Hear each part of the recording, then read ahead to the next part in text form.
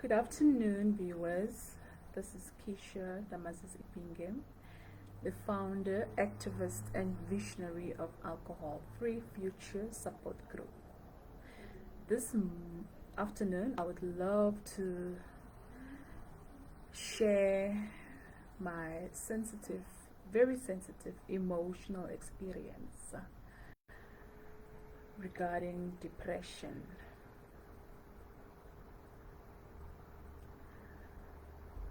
Well, depression had a grip on me, but yes, I overcame depression. So I'm going to share my experience of the loss of my beloved father. May his soul rest in eternal peace. Well, growing up without a father figure in my life at the age of 10, it was extremely difficult for me as a teenager, because I was very close to my father and having him around was always unconditional. Sadly, his passing caused me a great sorrow and intense suffering, leaving a permanent scar on my heart.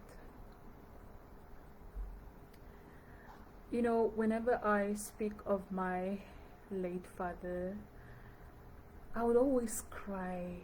I would always cry tears. I would always cry. But for the past 3 years, when I share my experience of losing my father, I hardly cry. So that means that I've healed from that pain. So my dad was born and raised in the Omusati region of the northern Namibia, at a village called Ngozi village, close to Okahau, historically part of Ovambo land. So back in the years, he moved to Windhoek in search of greener pastures, and in the process he met my beloved mother, Veronica Damazis. My parents lived in Auslandplaats before moving to Windhoek's Koreagap, informal settlement, in 1996. They got their own plot to build a house, and that is where I was raised.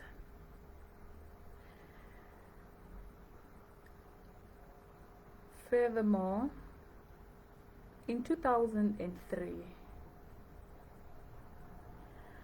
my father fell ill and had to return to the north to see his parents and get some rest in order to recuperate from his illness after so many years of slogging it out and chasing achievements, when sadly he became unwell. So yeah, my beloved auntie Mekesho, Auntie Herta,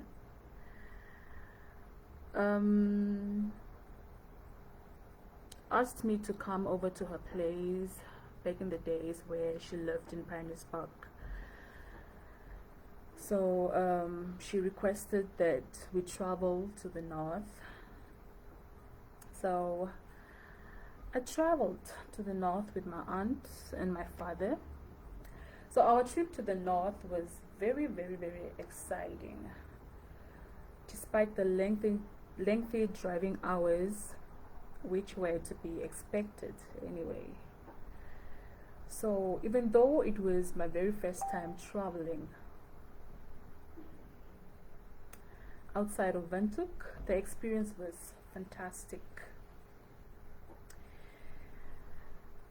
Moving on, we arrived safely in our village around about 5 o'clock in the morning.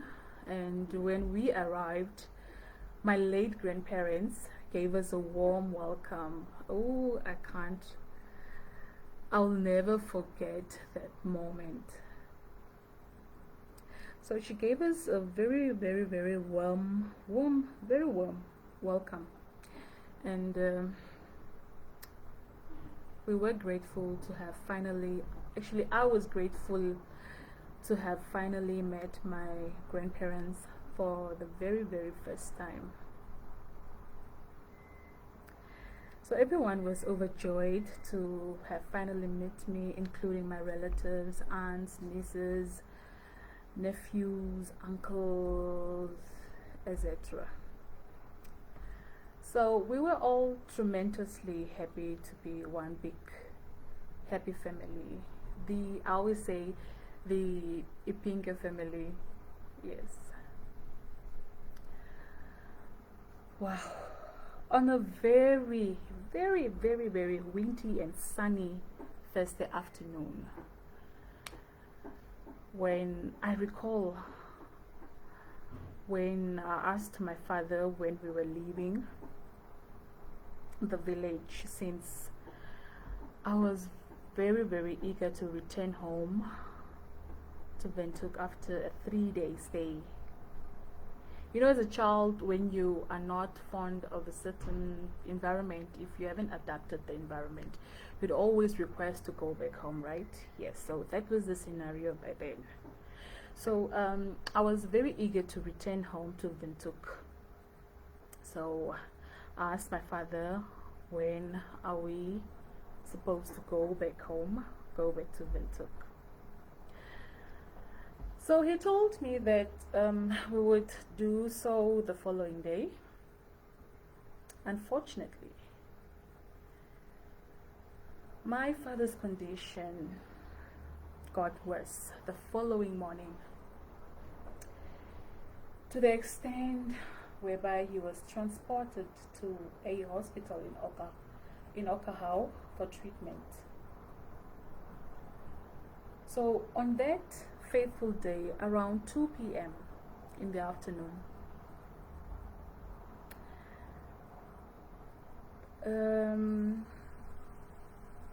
since he left me behind, he was actually transported to hospital, so I was left behind. So around about 2 p.m.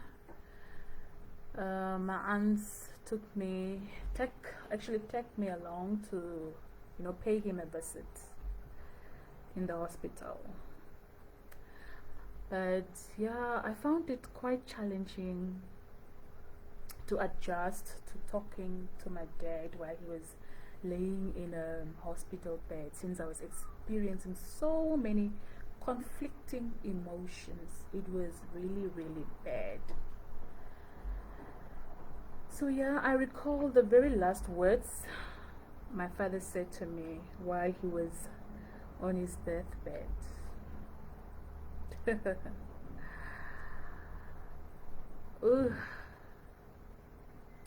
He said to me, "Be strong for yourself, my child,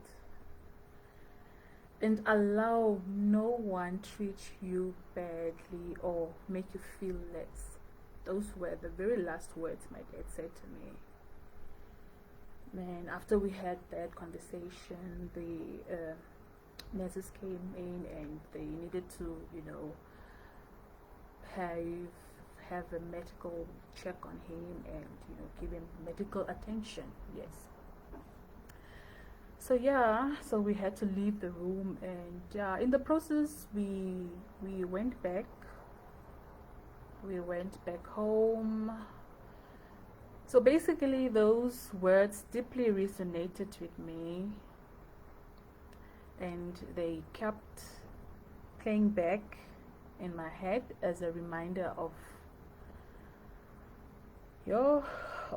that my father is looking out for me, no matter where he may be.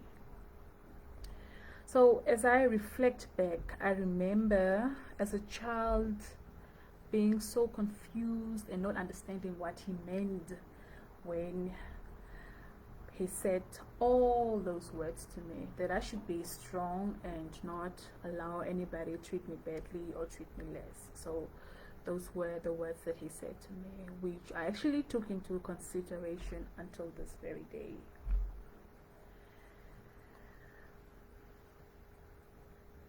Yeah, so yeah, we were asked to leave the hospital room,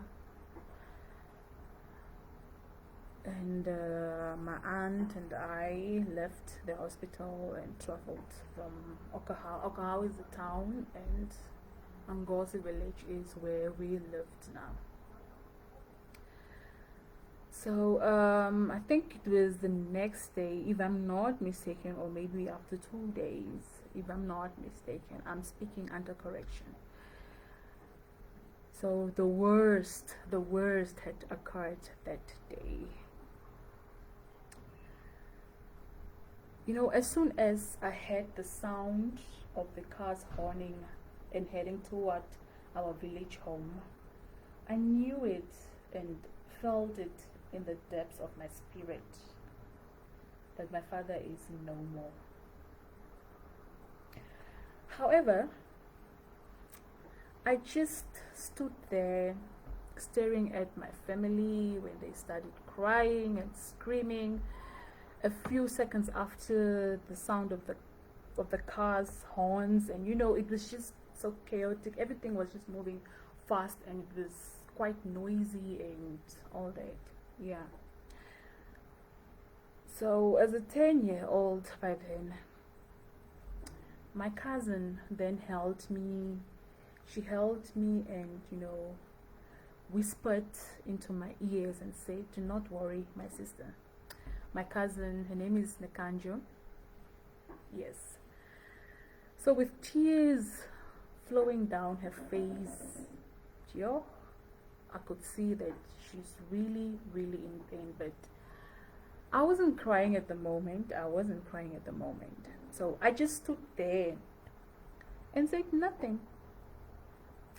Since I was still unsure of how to respond, or, you know, I just didn't know what was expected of me to do, and, you know, it was just very, it was chaotic. So after some few minutes later, I observed, you know, one of my uncles gathering up my father's personal belongings that they brought along from the hospital, you know, including I think it was a red travel bag, yes, and a large brown blanket, which I will never forget. Even if I have to close my eyes right now, I would see it. I can still see it, you know. So yeah, those were part of his belongings. So I then questioned myself a little later on, you know, when I don't know, it was so chaotic, and I just don't know. I'm trying to figure out how to express my feelings as to how I felt in that moment, but I can't really find the right words to say. So I then questioned myself, where is my dad? You know, because I would always, you know, go to him when he's laid in bed, you know, have some conversation with him and all that. So I started missing him, actually. So, you know, when you have this assurance of, or when somebody promises you something and tells you that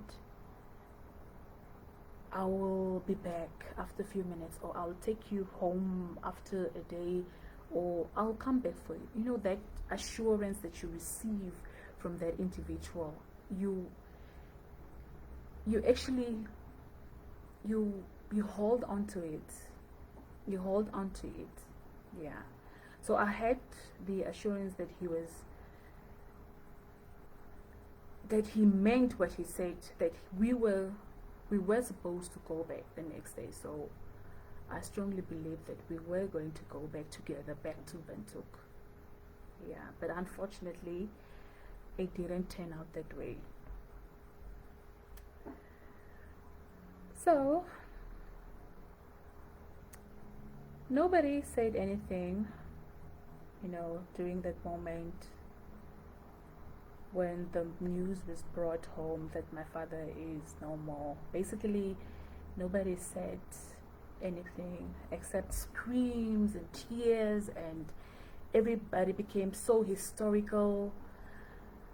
So yeah, I think I finally got the confirmation of my father's passing few minutes later, even though I wished it were only a dream and not reality. So while neighbors and family members arrived to comfort the entire family,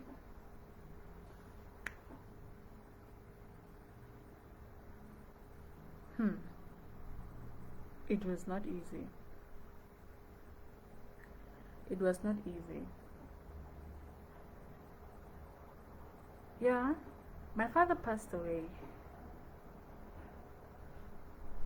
Yes, he passed away, and I was I was unable to actually accept his passing, because up until his illness worsened and he was like tragically admitted to the hospital, he had promised me that we would return to Windhoek, and all that was just playing back to back in my mind. So it was hard. So the reason why I'm actually sharing this experience with you is it was one of the factors that drove me to depression. And depression had a grip on me so badly, and it it actually led me into drinking alcohol.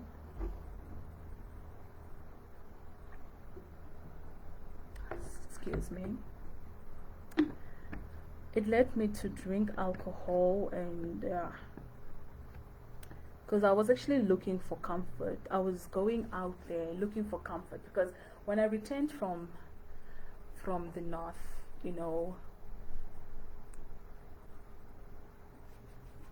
when you're home, you're always surrounded by your parents and family. So at the moment, it was just my mom and I, my granny, and the rest of my family members.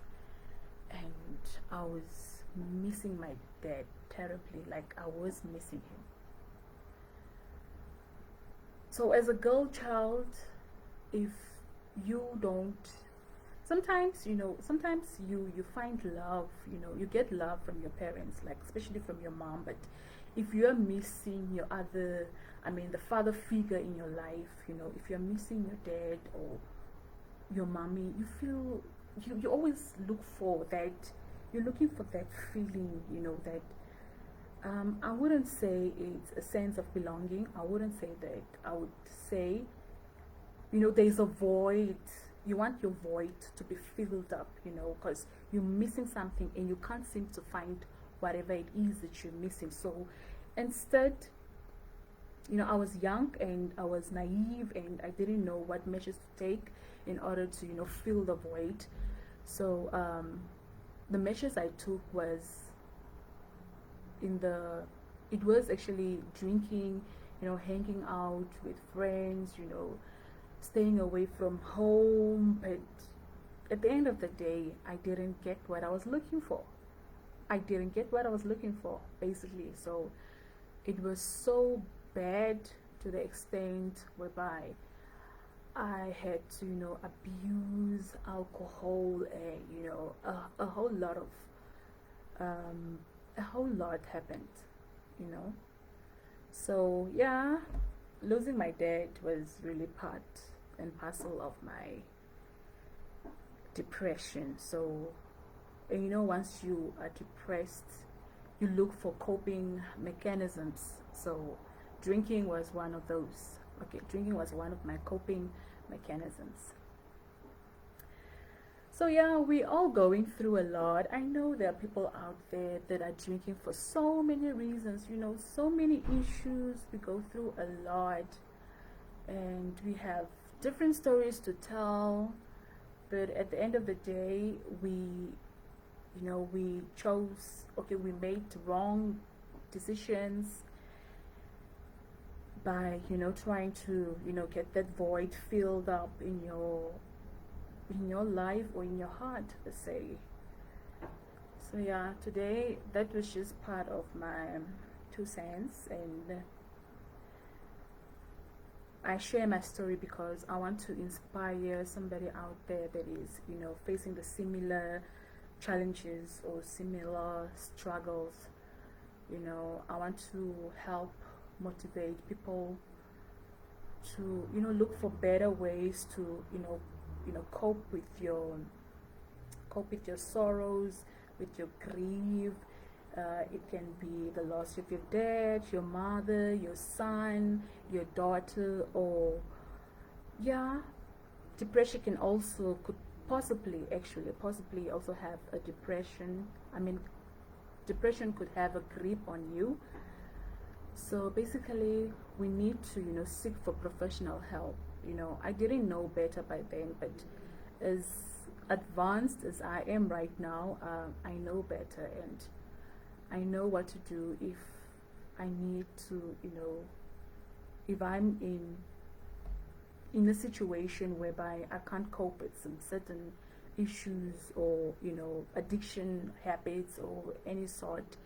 I know how to seek for professional help, where to go, and what tips to follow and what not to do if I'm facing a certain situation. So my motive is basically just to motivate you, not to have alcohol as the option of,